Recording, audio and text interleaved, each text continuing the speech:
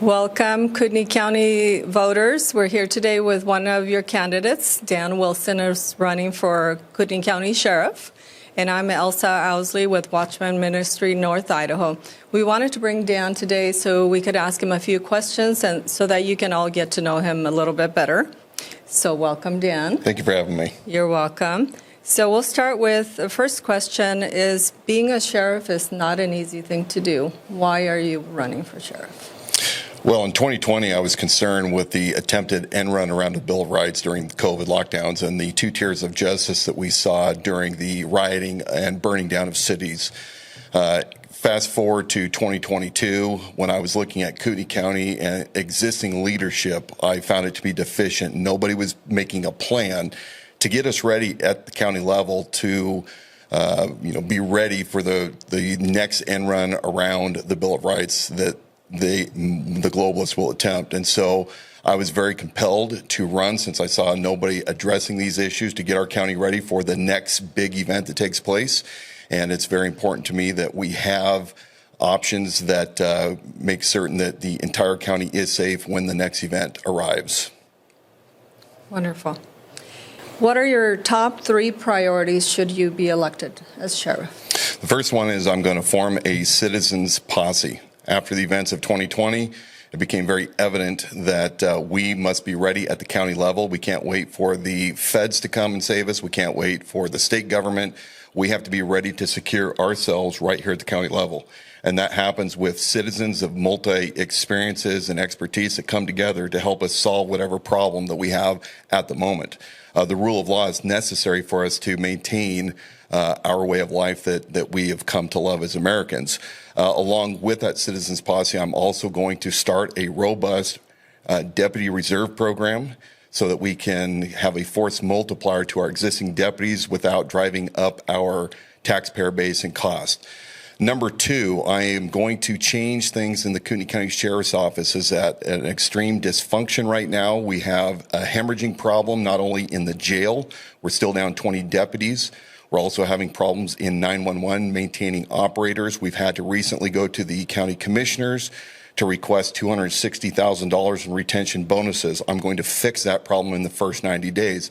But administratively, I'm going to change the Kootenai County Sheriff's Department so that it is one of calling, one of extreme ownership, where the overall mission is to secure the people of this county's rights to life, liberty, and property.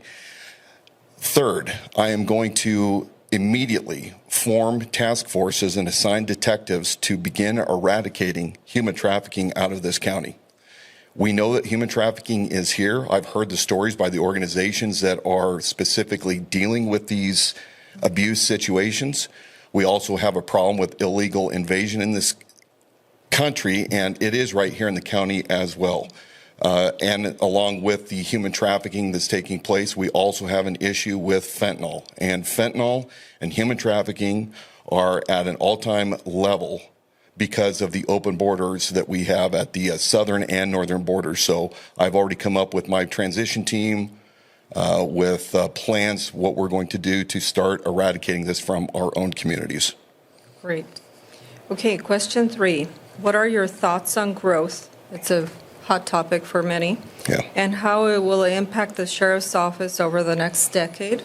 And what are your long-term plans that you recommend?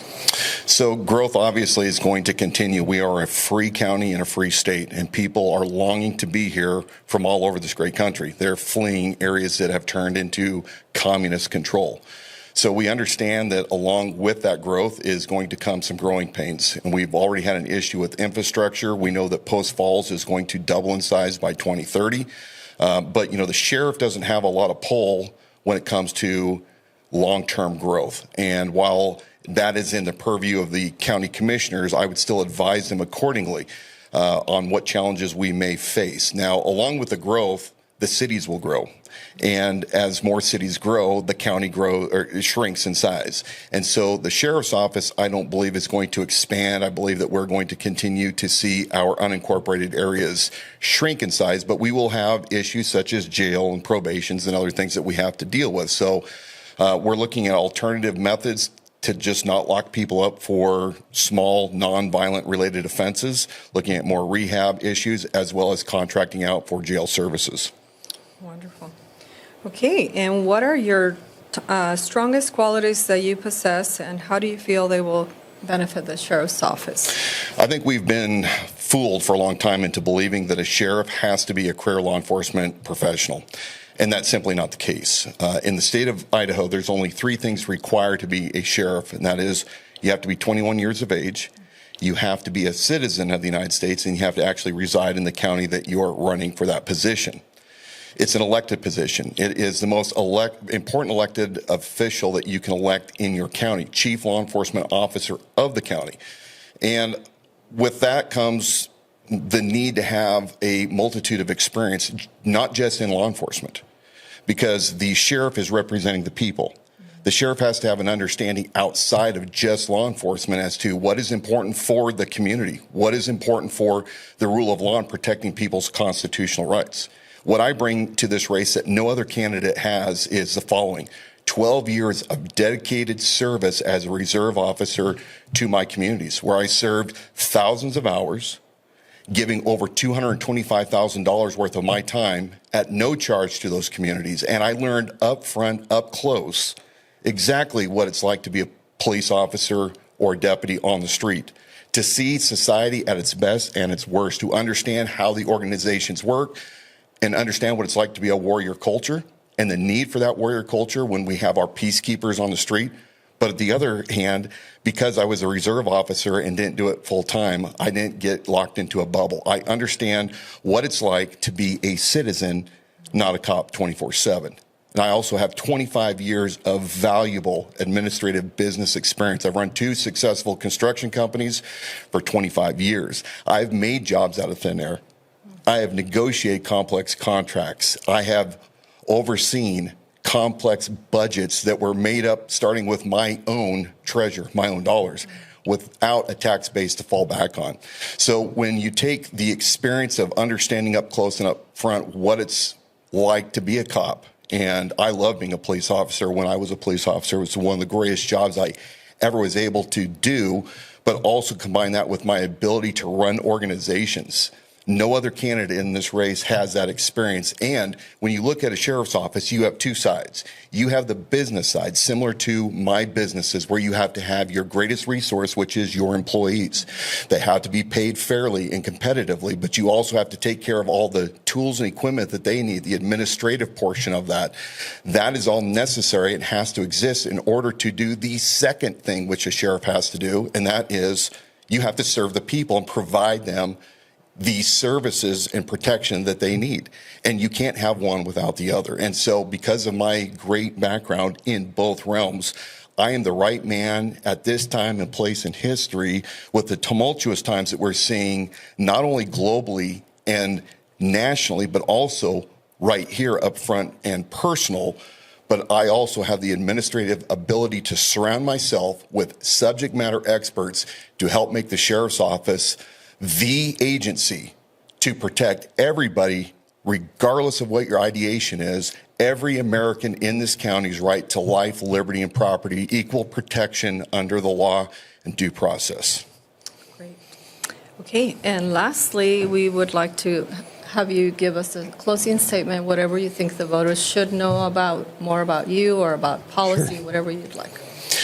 In 2020, I observed the attempted end run around the Bill of Rights. The globalists will not stop. They will try again. And we've seen their playbook for the past 4 years. 4 years ago in Kootenai County, the freest county in the freest state in the country, we should have been getting ready. And it's going to take a lot to get our county ready when I become sheriff. But I already have a plan. And my transition team and I are working around the clock to be able to implement our policies and plans immediately when I take office. We all see the danger on the horizon. There isn't an American that I talk to, a citizen of Kootenai County, that does not have concern for what they see coming down the road. And I want people to know that we are going to face hard times, but I want people to remain hopeful, because we did not descend from fearful men. We descended from men who understood the time And they dedicated their lives and their fortunes and their sacred honor. And that tradition has been passed down generation to generation. And now it is right here in our very generation. And it is up to us to also pledge our lives, our fortunes, and our sacred honor in the cause of liberty without compromise. So I ask you join with me, work with me shoulder to shoulder in solutions to secure our county and to become that shining city on a hill for all other counties around the region and around this great country to see what a united people look like that come together to secure everybody's rights to life, liberty, and property. So stay strong and of good courage. I look forward to being your next sheriff of Kootenai County. Thank you all for watching.